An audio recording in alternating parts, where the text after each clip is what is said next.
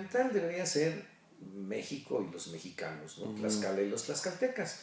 Después los partidos políticos, ¿no? Los partidos, dentro de los partidos políticos, pues los grupos políticos, y dentro de los grupos políticos, pues los personajes, los líderes, ¿no? Pero se invierte, se vuelve más importante el personaje político que el partido. Eso implica una debilidad del partido, porque entonces, ¿qué es lo que está sucediendo en los procesos electorales, como ahorita? Los partidos andan a la cacería, perdón el término, a la cacería de buenos candidatos, pero ya no les preocupa si son realmente, si tienen los principios, si conocen la declaración de principios del partido, el programa, los estatutos. No, sino simplemente ¿qué opina la gente? No, pues está bien, pues que se venga con nosotros. Bueno, entonces esa persona, ¿con qué compromiso partidista va a llegar a gobernar? Ninguno. Ninguno va a llegar a gobernar como a él se le va a ocurrir. Y entonces se gobierna por ocurrencias, no se gobierna con programas que tienen que ver con programas partidistas, ¿no? Tiene razón el pueblo porque está escéptico. Dice, bueno, pues votamos por ellos y no los volvemos a ver, no luchan por nosotros, pues bueno, finalmente pues, siquiera que me dejen un regalito, ¿no? Entonces, yo digo, en ese sentido no se ha avanzado, se ha retrocedido, porque hoy finalmente hay algo más grave, se compra el voto. O sea, ya no nada más se usa el programa, sino con dinero se compra el voto. Entonces el mercado el día de la elección habla 250 y cierra 1000. Entonces, bueno, pues eso ya no es democracia, ¿no? La verdad es que un partido político tiene una necesidad de cumplir un requisito y se le pide el 2% de la votación nacional, ¿no? El 2% de la votación nacional. Entonces, ¿pero qué es lo que hacen para obtenerlo? Hacen las alianzas. Entonces, hacen la alianza con el PAN, con el PRI o con el PRD y entonces con eso se aseguran su 2%, aunque ahora ya se haya votado por separado, pero pues obviamente hay una influencia, ¿no? O sea, finalmente. Yo digo que ahí es algo que se tiene que revisar a nivel nacional, o sea, la ley federal electoral y en los estados también. La otra son los recursos. Son los recursos. Dice, hoy mucha gente valiosa, de veras, mucha gente valiosa, no participa porque cuando tú le preguntas, dice, no tengo dinero. ¿Por qué no participas? Es que yo no tengo dinero.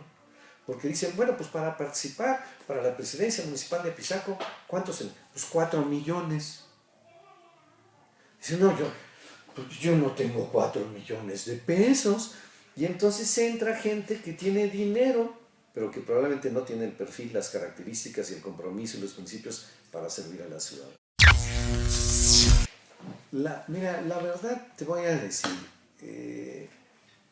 algunos grupos de esas alianzas, por ejemplo, grupos del PT, grupos, no el partido completo, trabajaron bien de común acuerdo y el gobierno les pudo servir y ellos pudieron trabajar. Con la dirigencia hubo un rompimiento, un franco rompimiento. Entonces, pues la respuesta es, pues no hubo posibilidades de acuerdos políticos ni de trabajar conjuntamente. Convergencia tampoco, ¿no? Convergencia no fue una alianza que se pusiera a trabajar, ¿no? Y es por lo mismo. ¿Qué le pasó a la izquierda? Esa es una apreciación personal aquí, que finalmente, estando en el gobierno, nunca habían estado en el gobierno. Y entonces, a veces a los que era más difícil ayudar y apoyar a los municipios, eran de los propios compañeros. O sea, los más, de veras, reacios, los que menos asistían a las reuniones, etc. Porque a ellos yo creo que les parecía, como venían de una lucha de muchos años, les parecía un acto de sumisión. Es decir, ¿por qué le vamos a ir a pedir al gobernador? Y entonces, ahí había una confusión de concepción, ¿no? Y la otra, bueno, es que en el momento que que llegamos al poder como partidos de izquierda, finalmente, pues empiezan a ver las ventajas del poder. Por decir algo, se empiezan a enamorar del poder. Y entonces, en lugar de fortalecer sus organizaciones sociales, fortalecen a sus grupos y sus intereses. Tiene otro defecto en las circunstancias actuales.